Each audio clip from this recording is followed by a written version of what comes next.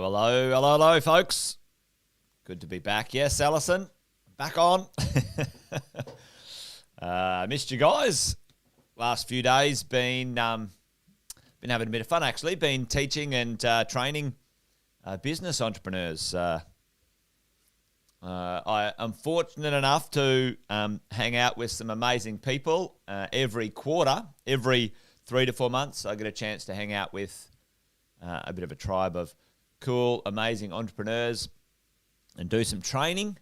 And this time, I was not only a participant and learning, but this time I was doing some training from some of the experiences that I've had over the last 20 years. Not only been property investing, folks, but also running a couple of businesses, which I love and enjoy. Across a few of the businesses now, myself and Sam and our team across Australia and New Zealand, which is kind of cool. So a few lessons along the way. 22 years in business, 20 plus years in property investing. Learned a few things as we go. So good to see all of you guys here. Big shout out, Sean, Alison, Simon, Chris, Michelle, good morning. Andrew, just finished the night shift. Hopefully I put you to sleep, but in a good way, Andrew, in a good way. But thanks for staying up after your night shift, mate, and good to see you there. A few people jumping on now, which is awesome. Anyone who's new, hello, g'day, Jason Witten, my name. Thanks for popping along. Been quick intros, been property investing, like I said, 20 odd years, and been training property investors across Australia and New Zealand over 18 along the way. Learned a few things, done a few deals, and each morning, well, nearly every morning, last couple of mornings haven't jumped on, but each morning we get together, hang out as a bit of a crew, and see if we can't share a bit of the wisdom of what we've been up to in the property investing space. So thanks for joining me. Morning, whoever the Facebook user is. One of you guys is probably in the group, in one of those groups. But yeah, give us a shout out if you're new. Tell me where you're from, what you're up to. Thanks for joining the Wealth Coffee Chat this morning. This morning I was going to have a bit of a chat to you guys about something that I was teaching over the weekend, and I was thinking about how this stuff applies to property investing. Yeah, a bit of a shout out to all the Melbourneites. Thankfully there wasn't too much in the way of building carnage or anyone being hurt yesterday in the old earthquake in Melbourne. Bit of a shock, pardon the pun, bit scary, of course. Wherever you are, hopefully everything's fine for you. Stay safe. That's for sure. Sending love and good vibes your way if you had a bit of a challenge with the buildings. But I thought I'd circle round on what I had the privilege to teach over the weekend and sort of see how that fit into the world of property investing, because it's an interesting one. We're all chasing something in property, and in reality, let's face it, when you start investing, you should approach it like a business. It's an activity. You got to learn some things. There's a bit of a rhythm, a bit of a process. There's a bit of a high order thinking about it. And I think some of the things that I was teaching on the weekend might be, quite appropriate when it comes to applying some of this methodology to us as property investors. So let me jump in and let's have a quick chat about what I mean by that. As property investors, we're looking to achieve something into the future. Now, chuck it in the chat for me, guys, while we're sort of all sitting here and having a bit of a look. Chuck it in the chat. We have a goal as property investors. Right now, what is the goal that you have in your mind, in your vision, in your future for your passive income and your property value? Chuck it in the chat if you want to play around. But let's just say we've got a goal of, $100,000 of passive income. And, that equals to me, let's call it 6 properties, and $3 million worth of real estate. Let's just call it that, right? Okay. Now, if that's the goal in the world of property investing, we talk about this thing all the time. Passive income, absolutely. Alison, morning. Danny, good morning, mate. The goal is something in the future, okay? Now, one of the lessons that we all know, or we should know, we've got a saying around here in these Wealth Coffee Chats and at mentoring and our coaching program. This thing's a marathon, not a sprint. Buy well, never sell. And that's not accidental, team, when it comes to the conversations we need to have as property investors, right? So our goal is technically what's called a lagging measure. It's something that happens later, okay? Later. And we need to know the time frame we're expecting that to happen, okay? That blue's not great, is it, on there? So the challenge I see often, okay, the time frame, we want this to happen, this goal, this lagging measure. Tell me in the chat, team, right now, what's the expectation of this goal showing up, the time frame of this goal, okay? What's your expectation when we set these goals, set these plans? What are we looking for? And look, I'll just chuck it down here. I can tell you right now, the sooner the better, that's for sure. Sean, the sooner the better. But we all know that is something that you can't accelerate too much. You can make it happen faster by a few little tweaks here or there, but we all know that we have, 15 to 20 years, Alison. Property is a slow-moving gig, team. It's the tortoise in the race, not that rabbit or the hare or whatever it is. And what I can tell you, literally sitting down with thousands and thousands and thousands of people, is that the longer we have in the market. I saw Sam did a little coffee chat or a filler for me the other day. Morning, James. Michelle. Time in the market, okay? So, as property investors, 15 to 20 years, it also depend on your age. It may depend on your age as in the time you've got. But what I'm saying, team, and good question, the time it takes, the reality of property from scratch, team, it would depend on the dollars that you had. Now, if you've got a heap of cash laying around, if you've got a lot of cash but it's not deployed into the market, then, this can happen fairly quickly. But how long did it take you to accumulate that cash? How long did it happen along the way? I'm talking about a pretty well-standing start here, team, when we come to our lagging measure out into the future. And the challenge I find with property investors is that we have a look at our goal. We're sort of focused on the goal, number of properties, the value of the properties, or the passive income. It's just those three metrics that we're measuring, right? The things that we're measuring. And how are we progressing? Are we going forward? Are we achieving what we want to achieve?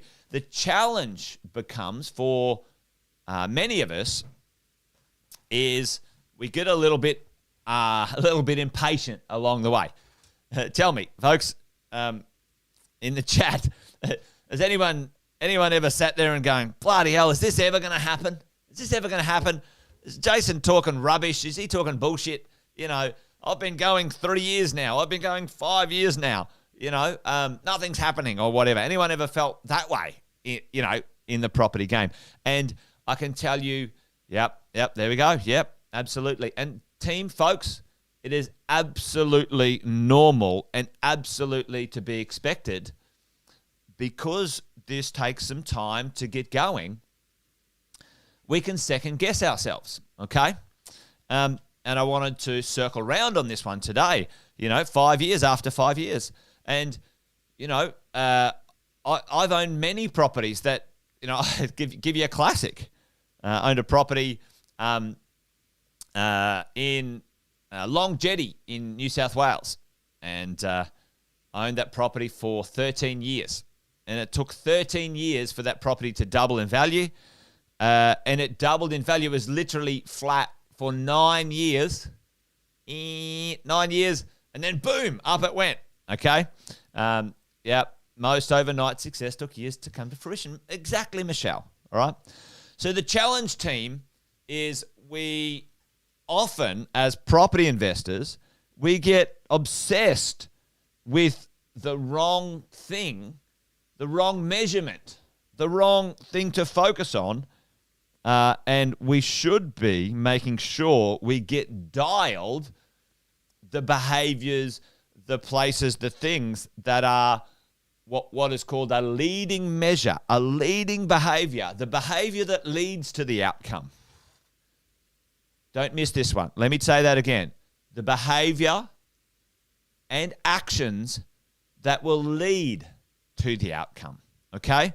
And what are they? What are those behaviors and actions that lead to the outcome? So let's say over here, we know what our goal is. What are these that are going to lead to the outcome in our behavior, our actions, our choices when we're building our property portfolio? Okay? Let me ask you a few questions. Are these behaviors here after 3 years you sell your properties because they haven't gone up in value? Is that a behavior? Is that an action that leads to the ultimate outcome over here? The answer is no. All right. So why is it that along the way we get, I see so many people start out with energy and excitement, and then, 3, 4, 5 years later, they've sold the property. Okay. What's going on there? Why is a behavior that, when it comes to maintenance of a property, we complain or we are surprised that we have to invest some money to maintain and keep the properties up to good standard. Is that something that's going to predict the future to hit our goal in a positive way? No. And so what we as property investors need to put our energy into is these predictive, influenceable, I'm trying to say, that's a tongue twister. Stay the course. Yeah, absolutely dead right, Alison. Stay the course, team. All right? There are plenty of things that we can get up to as property investors that can reinforce the prediction of hitting our goal into the future. Okay? Plenty of things. Okay? So what are these predictive behaviors that are going to help us hit our goal? Okay? So it doesn't take rocket science to work this out, all right? And it's kind of in reverse here. But you guys have seen this stuff, right? I'm just going to flip this around because the lag is over here and then the predictive stuff is over here. Okay? And you guys have seen these ones, right? Acquisitions, consolidation, lifestyle, and legacy. You guys know the 3 stages. The 3 stages of investing when it comes to this stuff. We teach them all the time. And again, team, they're not accidental. Acquisition. Number one thing at the front end, the number one leading predictive measure, and it's influenceable. Is that actually a real word? Influenceable? I don't know. It seems pretty difficult to say, but it's probably a real word, right? So, acquisition. Team, here's the drill. You need to buy the properties. Now, unfortunately, I had a conversation the other week with somebody, and they bought 2 investment properties. They had the capacity and have had the capacity in the last 3 years to buy another 2. And because the first 2 that they bought, and they're only 3 years into this thing, the first 2 they bought didn't go perfectly fine properties, because the first 2 they have purchased didn't go perfectly, they didn't buy the other 2. Now, that wasn't the strategy, Alison. Dead right. Is the strategy, the acquisition strategy, you wanted 6 properties or 5 properties, buying those 4 properties or 5 properties. Alison said it a few times before. Buy 1 property for every day of the week, and that's what's going to happen. That property retires you on Monday. That property replaces your income on Tuesday. That property replaces your income on Wednesday. So they had the ability to buy those properties, but they stopped. Okay?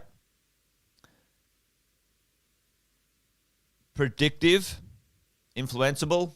I don't even know if I'm saying that right. Influenceable. I'm stuck on that one. The behavior, the number 1 predictive behavior along the way for your property wealth and passive income is to buy those properties. Team, don't overthink it. If you can and it's safe enough, you should. And when we drill down into some of the subsections of the buying strategy, the diversification, how you set up the interest only, etc. Team, the number one influential predictive behavior of hitting a goal, a property wealth goal in the future, is to buy the number of properties you need. There you go. Team, crack on. All right? It's not that difficult. Stop letting all of that detail get in the way. Have a good strategy. Have a great coach that's going to help you do the action and the behavior. The number 1 behavior in this consolidation phase, in the middle, and this one's the hard one, team. All right, this one's the hard one because this is kind of the buying is exciting. Getting out there and buying is exciting. The number 1 behavior that will help you get to that goal is maintain. Maintain those properties. You know, Sam talks about every 10 years or every 10 to 12 years, you know, the extra capital and cash flow you keep in your buffer for your property deals. Invest that back into the property and refresh the property up, and boom, up goes the rents. $50, $100, $150, the rents go up. Buy the number you need, maintain the properties well as you're going along, all right? And the number 1 in this stage, or probably the whole stage, is hold those pieces of real estate, team. You have the choice. These are the three big ones. 1, buy. Number 2, maintain. And number 3, hold. Hold the course. Go the distance, team. This is up to you. You get to choose, okay? This is your journey. This is your adventure. But what I can tell you is looking at the future or the values of your property and going, oh, my property hasn't gone up in value, this thing's not working, is the wrong way to look. Do your analysis, do your due diligence, be happy that if you are going to buy that property, you are happy to own it for, team, forever. Buy well, never sell. And stop second guessing yourself. Stop second guessing yourself, gang. This is the secret to that wealth in the future. Missed you too, Jeff. Missed you guys as well. Gets me going in the morning, catching up with you guys. So there you go, team. I spent 5 days actually, with some amazing people. And it was all, Holly, good to see you, mate. It was fantastic to really just be able to teach and drill into this stuff. Team, what is the behavior today that is setting you up for your wealth in the future? Is that behavior whinging and complaining? Is that behavior, not meeting with your coach? Is it like, I don't want to catch up with my coach. I don't feel like it. Is that behavior avoidance? Is that behavior blame? Is that behavior going to get you what you want in the future? The answer is no. I can tell you that right now. What behavior? What can you influence and do today that is going to create the wealth for you in the future? It's a good question. I'll leave you with that today. But I certainly know the big ones for you as a property investor. Good habits. Aaron, you're dead right, brother. You're dead right. Team, wealth is a matter of small things, small important things done consistently for a long period of time. So hopefully that was useful today. I'm pretty, I've been energized after the last 4 or 5 days, hanging out with some amazing people, and then awesome to come back and hang out with you guys in the morning for a Wealth Coffee chat. Awesome to have you guys hanging out and coming along. So that's about it. Wealth Coffee chat done. Good to see all of you guys back. Good to be back in the seat. And you guys stay well. That's it. Wealth Coffee chat done for the day. Wherever you are, stay safe. Stay safe, stay well, stay positive. Make the good choices today that will pay off later on. Awesome to hang out with you guys. Join me tomorrow, 8:05, another Wealth Coffee chat. See you, team. Bye-bye.